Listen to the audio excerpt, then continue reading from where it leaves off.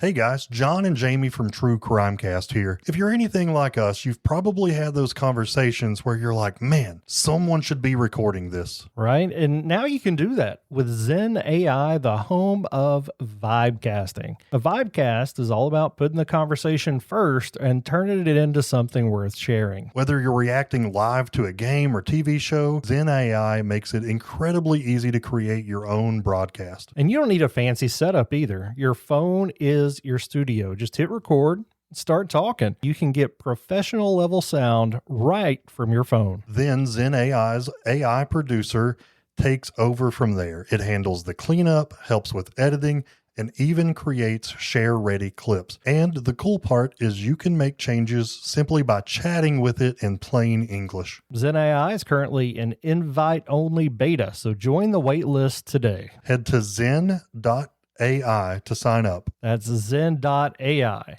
Start vibecasting this summer. Hey, True Crimecast fans, Jamie and John here. For the next couple of weeks, we're going to give you a special presentation of our show, Paradigm. Paradigm is an 8-episode series where we take a deep dive into one case. If you've been around for a while, you'll know that that is very different, as we normally will do an episode per case, but not this one. We're currently working on season 2 of Paradigm, so we thought it'd be a great idea to bring season 1 back up. So on the True Crimecast feed over the next couple of weeks, you're going to get the entire first season of Paradigm. Now, that whole season is available over on the Paradigm feed. So you can go over there and subscribe and listen to it all now, or wait till it comes out here. If you do go over there, we would encourage you to go ahead and hit subscribe so that when our new season comes out, you'll be immediately notified. We're in the depth of that investigation, and it's going to be, we think, a really great story being told with hopefully some good outcomes. So make sure you subscribe over there. The guys will be back in a couple weeks for your regularly scheduled programming of True Crimecast. Guys, we love you, and we'll see you next crime. Stoveleg Media, igniting conversation. So, dude, how old were you when all this happened? I was probably 14 or so, or about to turn 14. It was, I don't remember it being in the news, and I'm from around Pikeville, so maybe I just missed out on it. Do you remember it from that time? I know you're a little younger than me. Yeah, I mean, I'm only like a year younger than you, but yeah, it was on the news everywhere. And I don't remember much about the family that was murdered, but I just remember the news talking about how those 6 kids were into cults and Satanism, and it was like a big Satanic Panic deal. I remember seeing those kids' faces on the news the most. Yeah, all I remember from that is my grandmother telling me I wasn't allowed to listen to heavy metal music or play Dungeons and Dragons. I did play Dungeons and Dragons, and I remember my dad told me that I was not a Christian if I played Dungeons and Dragons. Yeah. And the first time I ever heard him pray was that I would get saved because I played D&D. And that was around the time of all this, right? Around the time of these murders? Right after that, yeah. Yeah. I wonder, of course, that was a growing deal anyway. I wonder how much this murder amplified the Satanic Panic in eastern Tennessee. Well, I mean, we were already in the Bible Belt, so this Satanism angle of it kind of set the tone for the whole case. It was, everybody thought it was definitely Satan worshipers that killed this Christian or at least religious family. So do you think this is a completely different situation if this happens in Oregon or if this happens 10 years later? Yeah, if this happens in New York or happens today, I don't know that the media would have taken that approach. Is connected to devil worship. That's the focus tonight of Lonnie Lardner's special report on Satanism. But we want to warn you now that some things you're about to see and hear might be too graphic for children.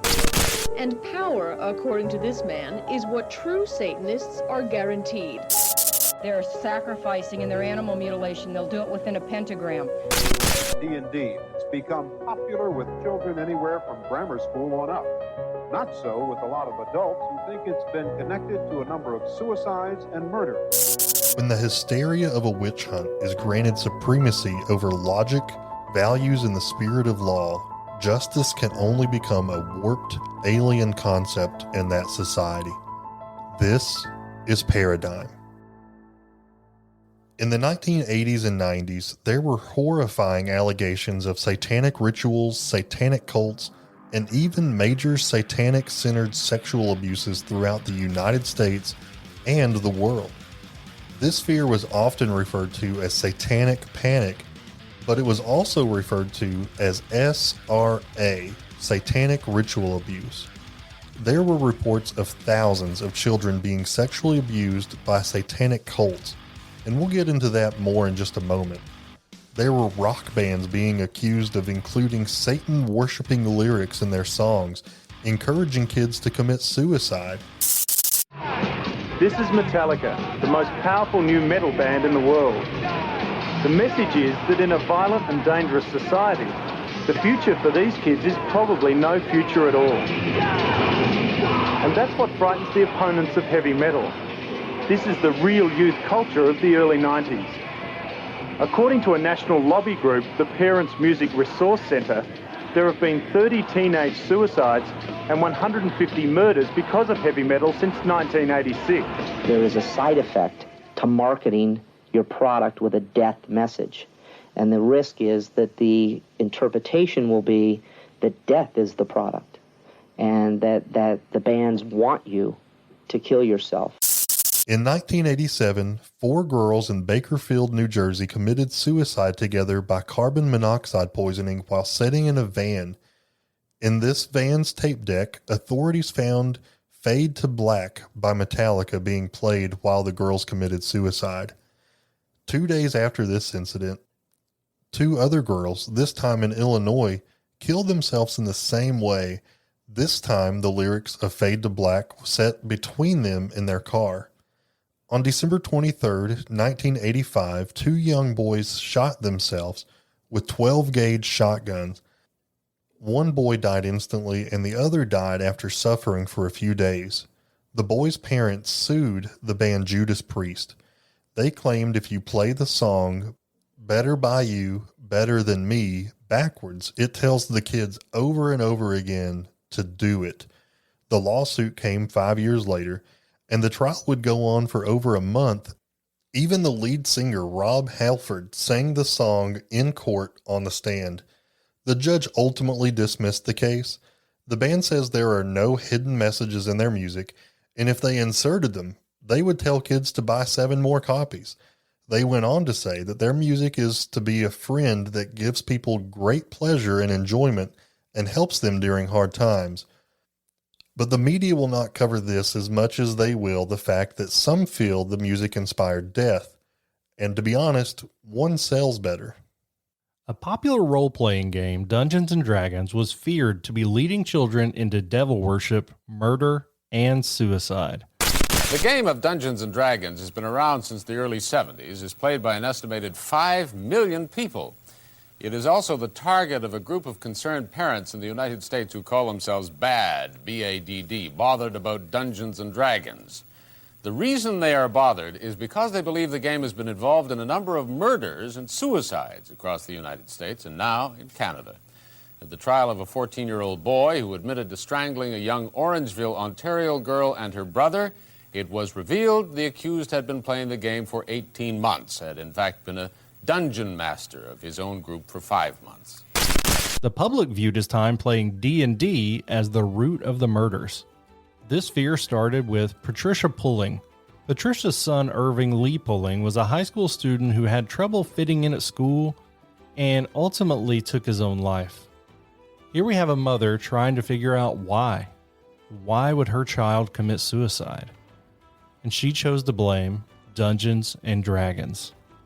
She attempted to sue the company who created the game and even the principal of Irving's school because he played the game with her son. And he had put a curse on the boy's character in the game, which she thought may have been real.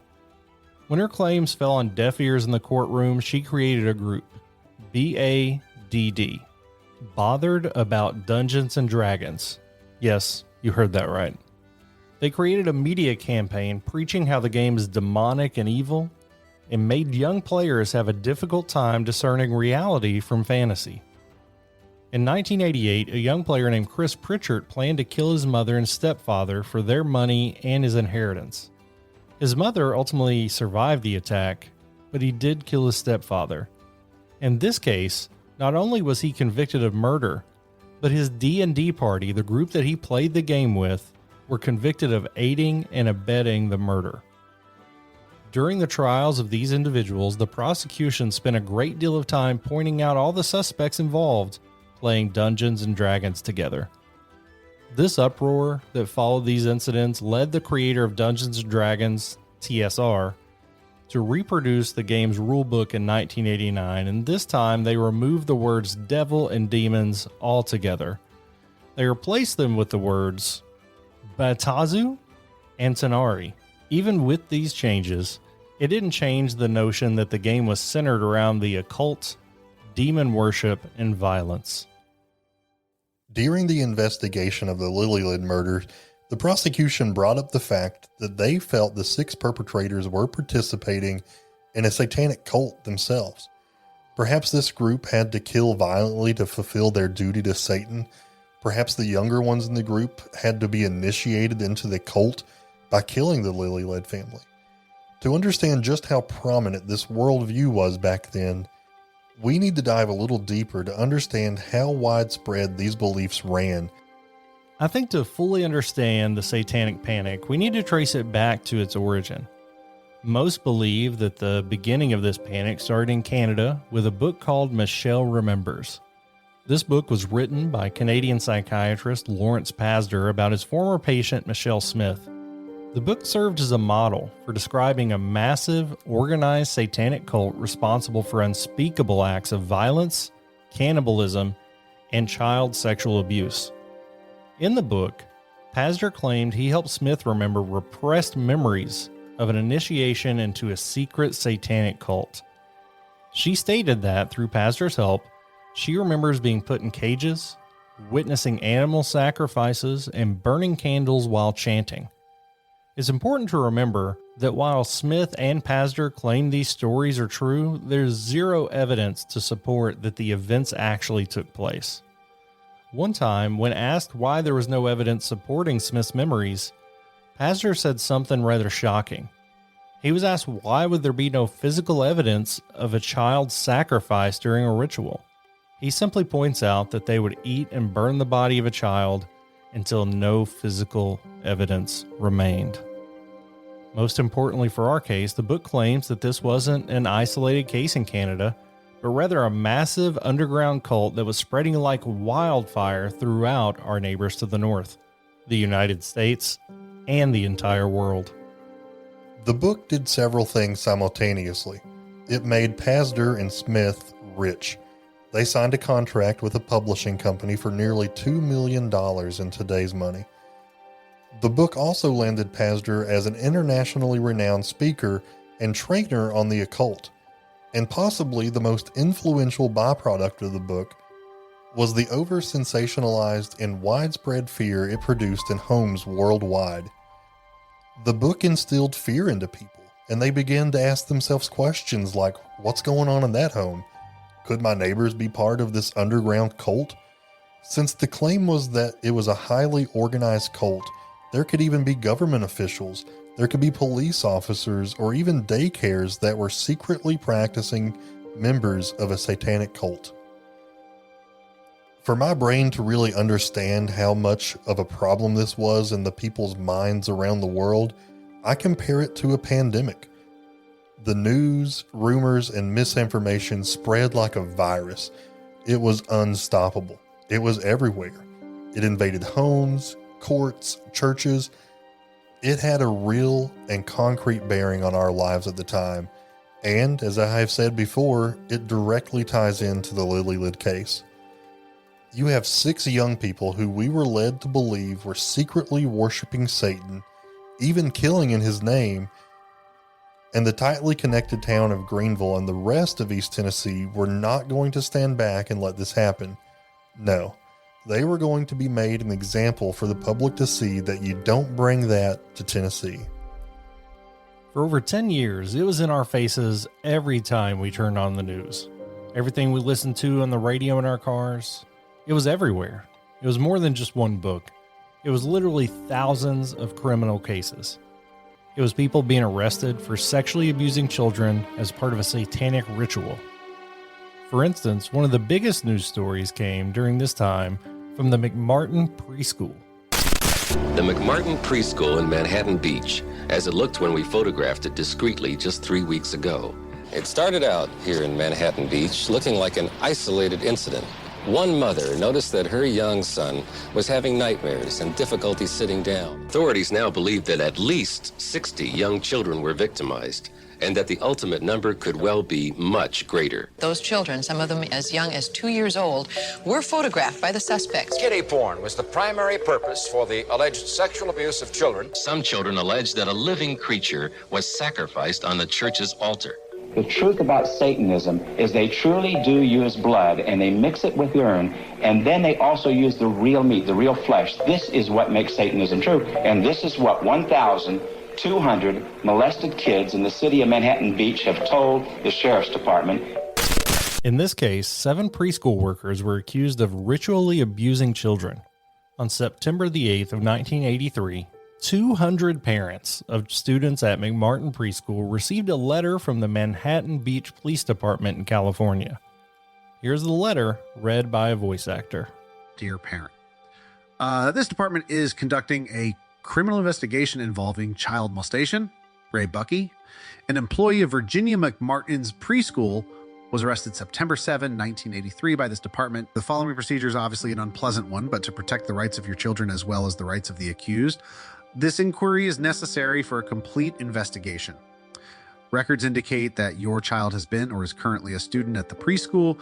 We are asking your assistance in this continuing investigation. Please question your child to see if he or she has been a witness to any crime or if he or she has been a victim. Our investigation indicates that possible criminal acts include oral sex, fondling of genitals, buttock or chest area, and sodomy, possibly committed under the pretense of taking the child's temperature. Also, photos may have been taken of children without their clothing.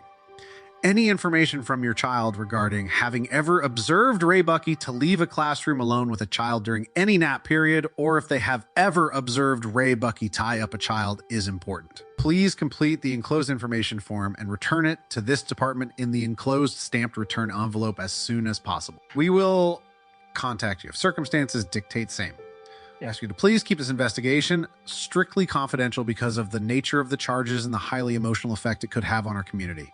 Please do not discuss this investigation with anyone outside your immediate family. Do not contact or discuss the investigation with Raymond Bucky, any member of the accused defendant's family, or employees connected with the McMartin preschool. There is no evidence to indicate that the management of Virginia McMartin's preschool had any knowledge of this situation, and no detrimental information concerning the operation of the school has been discovered during this investigation.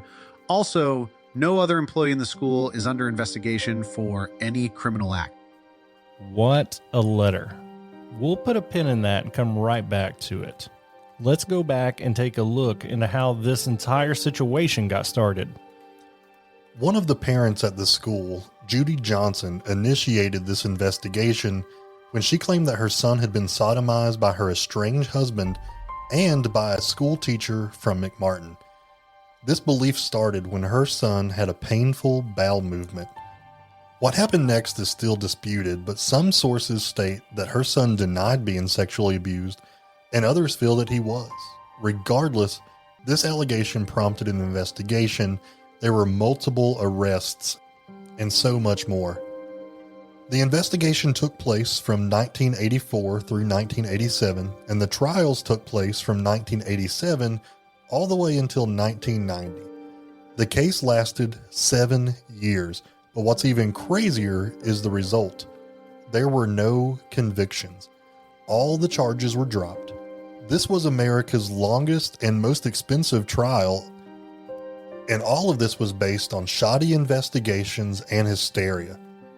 A pandemic, if you will, of lies centered around the belief that the McMartin School was an underground satanic cult. Children claimed they saw witches fly at school. Children claimed they traveled in hot air balloons, traveled in underground tunnels. One child claimed that he was abused by Chuck Norris. This is truly wild and out of control. Police even excavated the school property. They were looking for the underground tunnels where the abuse was said to have occurred, but they found nothing. Some children claimed that there were orgies. Children were being flushed down the toilets in the school. The mother who started all of this, Judy Johnson, even went as far as to claim that the perpetrator of her son could fly. She really believed that this person can fly. Needless to say, the defense let the court know that she was mentally ill, and even she herself admitted that she was mentally ill when she gave her original statements. My question is, as a social worker, why did so many reports of abuse come in from this incident? And I think there are two main reasons. Number one, the Satanic Panic. All of the fear instilled deep into the hearts of our parents. Honestly, the letter they received would warrant such a response. But number two is the investigation. Today, the investigation into these allegations would look totally different. One of the most shocking parts of this entire case was who they used as an expert during the interviews of the children. None other than Lawrence Pazder, who literally wrote the book on how to interview in such a way as to get suppressed memories out of children, like he had done with his former patient, and now his wife, by the way, Michelle Smith. Yes, you heard me correctly. The psychiatrist married his patient. Enough of his story for now. The claims of both of the cases we've discussed so far today were based on misinformation and really no actual evidence. But I think it's critically important for you to understand just how prominent and accepted the idea of the Satanic Panic was at this time. If society truly believes there's a massive underground satanic cult out to seek and destroy families and young people, it's a little easier to believe that cases like the McMartin school abuse case were actual crimes committed by evildoers in their desire to please Satan. It should also be noted that in the case of the McMartin school, lives were ruined, names were dragged through the mud and forever changed due to misinformation that was set out in public about these individuals and their relationship with the Satanic Panic. But there's one particular case that we covered over on True Crime Cast that perfectly illustrates how the response of the public can guide an investigation. Back in February of 2023, we discussed the famous case that is often referred to as the West Memphis Three. To summarize, on May 5th, 1993, 3 8-year-olds were reported missing in West Memphis. They were all last seen playing together at 6:30 p.m. At 1:45 p.m. the following day, all 3 boys were found in a creek. The boys were brutally murdered, and there was DNA found on the boys to suggest the crime was sexual in nature. 3 juveniles were arrested. Damian Eccles was sentenced to death. Jesse Miskelly Jr. was sentenced to life imprisonment plus 2 20-year sentences. Jason Baldwin was also sentenced to life imprisonment. During the trial, the prosecution asserted that the juveniles killed the children as part of a satanic ritual. The investigation into the murders of these 3 boys is infuriating. Please go back and check it out. However, to quickly summarize, police were investigating a woman named Vicki Hutchinson just hours before these 3 bodies were found. They were looking into her involvement in a completely unrelated burglary. She was taking a polygraph test to see if she had stolen any money from her employer, and when she was in the middle of the test, her young son ran into the room. The young boy apparently blurted out that he had seen the 3 boys murdered at, quote, the Playhouse. The boy was a friend of the victims, and their bodies were found just hours later in the location that he described. The boy said that he witnessed the murders. He said he saw 3 boys murdered by Satanists who spoke Spanish. However, he was unable to pick out any of the arrested juveniles out of a photo lineup. Also, the area that he described as the Playhouse didn't exist. Police leaked this information to the media, which started a flood of satanic panic in this case. Vicki told police that 2 weeks after the murders, the Eccles and Miss Kelly attended a Wiccan meeting in Terrell, Arkansas. She told police that Eccles was drunk and openly bragged about killing the 3 boys. She was unable to tell police where the Wiccan meeting was held nor was she able to tell police any of the names of the other folks in attendance. Later, she recanted her statements and claimed that she had implicated Eccles and Miss Kelly in order to avoid charges for her own burglary case and in hopes of receiving a reward for the arrest and convictions for the 3 boys' murders. But it was too late. The damage was done. During the trial for Eccles and Baldwin, the prosecution accused the 3 young men of committing a satanic murder. Dale W. Griffiths was called to the stand as an expert witness in the occult. He had graduated from an unaccredited Columbia Pacific University. He testified that the murders were part of a satanic ritual. Vicky told a journalist with the Arkansas Times that everything she told police was a lie. She told them that police told her they would take her child away from her if she didn't participate in the trial. She also stated that police had photos of the boys hanging on a board and was throwing darts at them. Police had her wear a wire and try to get confessions out of the boys. And in that audio, which police called inaudible, Vicky claimed that the audio was perfectly fine, but the boys didn't say anything incriminating. So basically, the police used her and the Satanic Panic to play up this case, and the 3 young men were ultimately sentenced to life in prison in order to get this case closed and to give the community some closure. We cannot overstate this enough. In the 1980s and 1990s, panic had settled into the hearts of people worldwide. So many people had their lives turned upside down through baseless, paranoia-filled investigations. The 3 young men in this case would wait years before any of their appeals actually got traction. In 2011, they were finally all released from prison on an Alford plea. The days of the Satanic Panic are behind us today, but for those who endured the consequences of the panic, the same cannot be said for their lives and how it impacted them. The Lily Lyd murder investigation and trial was just full of satanic panic. 17-year-old Karen Howell had once been caught using a Ouija board and also using automatic writing. Now, if you're not familiar with automatic writing, it is simply holding a pencil and allowing a spirit to take over and write what they wish. When her mother learned that her daughter was doing these things, she called in ministers who attempted to cast out demons from her. Karen also claimed that she had created spells, specifically love spells, in order to get 2 boys to like her. But Karen's dabbling in the spiritual realm was not the only red flag. Rumors ran rapid about the occult and satanic ties to the murders and the teens who were accused of the murders. In court documents from the trial, Natasha Cornett was questioned about the occult. She stated that she was interested in the spiritual realm when she learned that her grandmother could see things and talk with spirits. She stated that she dressed as goth. In fact, the goth look was what drew the group together. According to the DA, Cornett would cut herself and fantasized about Satanism. The DA also tabbed Cornett as the group's leader. There were allegations that Natasha led the group in self-mutilation, then led them to drink each other's blood. She allegedly told them that this would make their spiritual powers stronger. Natasha felt that she was Satan's daughter.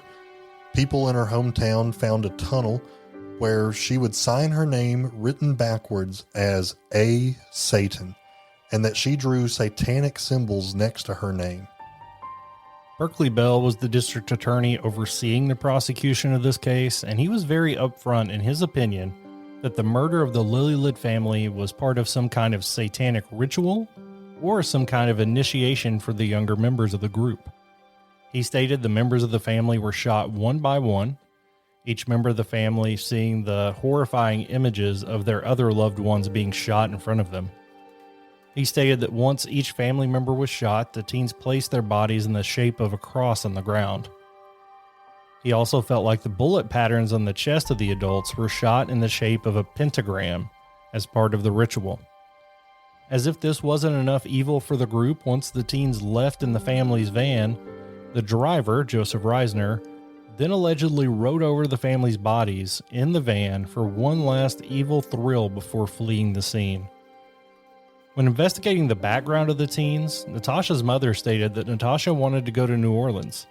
She said she wanted to meet the author of her favorite book, Interview with the Vampire. Once behind bars for the murder, Natasha told a member of the Associated Press that Satan will aid me, and also was quoted as saying that evil was her calling.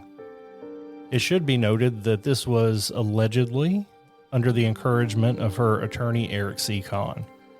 It's also pointed out at trial that the group started their journey in a hotel room in Pikeville, Kentucky. This wasn't described as a slumber party though, but rather another part of a ritual. And in an interview with Ashley Sharp, a former reporter of WJHL in Johnson City, Berkeley Bell doubled down on all of these accusations. I think that because the Satanic Panic kind of became the narrative around this story, that is very much still a part of the conversation. When I was talking to Berkeley Bell, as the prosecutor, he put together, this story, that there was a satanic motivation behind the killings, saying that the bullets that were fired into their bodies were in the shape of a pentagram, saying that the bodies were placed in a cross formation. When I asked Frank Waddell, hey, do you remember noticing any type of satanic, display, when you came to the scene? And he said that, by the way, I remember our conversation, again, it was more than a year and a half ago, but I remember him saying he just was in too much of a shock to really take notice of anything other than, hey, here's the bodies, they're in a ditch, we have to do something. But, and Berkeley Bell, the DA, has come under some scrutiny for possibly making up that side of it. There have been people who have said, it seems like you kind of made that up. What he told me, and I don't know, I could not tell you one way or the other if it is 100% true or not. But from Berkeley Bell's account, he says he believes that it was satanic, and that it was some type of an initiation event or a ritual for this group of 6, and believing that they all did this to kind of band themselves together. Another thing that he says that kind of plays into that satanic side of it is that a witness, so this is somebody else, a witness told police that they heard like manic laughter at the time that the shots were being fired. So, that's somebody outside of just Berkeley Bell saying, hey, there was really kind of something weird happening with this. So, and the fact that I think this too is very interesting that, when Vidar, the father, approached the 6 at that rest stop, he was a practicing Jehovah's Witness, and he felt very strong in his faith convictions and would approach people to talk to them about his faith. And he approached this group of young people wanting to share with them his religion. And then you see the way that this ended up. So I think that, Berkeley Bell has kind of made the case that, this group maybe didn't set out instantly to target the Lily Lids, but whenever Vidar came over and started to share about his religion with them, that maybe it kind of triggered in them, something evil inside of them to want to do this. But, the account is that there was a satanic motivation. There has been some scrutiny behind whether it's true or not, but that is part of, I think, what caused so much attention to come to this case, because like you mentioned, the Satanic Panic and all of that, it just instantly becomes something that everybody's interested in, and that everybody needs those people behind bars, right? So yeah, I think that's it. It was kind of made the narrative of this story, and I think that is why you see it. When you see the Lily Lid case reported, it's like occult crimes. Like right. If you Google it, it's all these things like satanic murders. So I think that the truth of the situation could be something different, but I wasn't there. Berkeley Bell wasn't there. He shares this evidence that he believes leads him to believe that there was a satanic motivation. Police say that the group burned 666 into the carpet of the motel. They also say that a rug was damaged with black candle wax from a satanic ritual. Police found blood on the floor near the bathroom.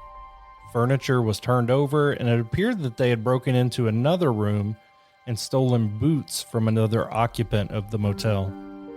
Some say that this information was hyped up by the media. Some say Eric C. Kahn came up with all of this to get an insanity plea. There is no documentation by police to suggest that the bodies were shaped in a cross, and no record of 666 actually being burned into the carpet of the motel.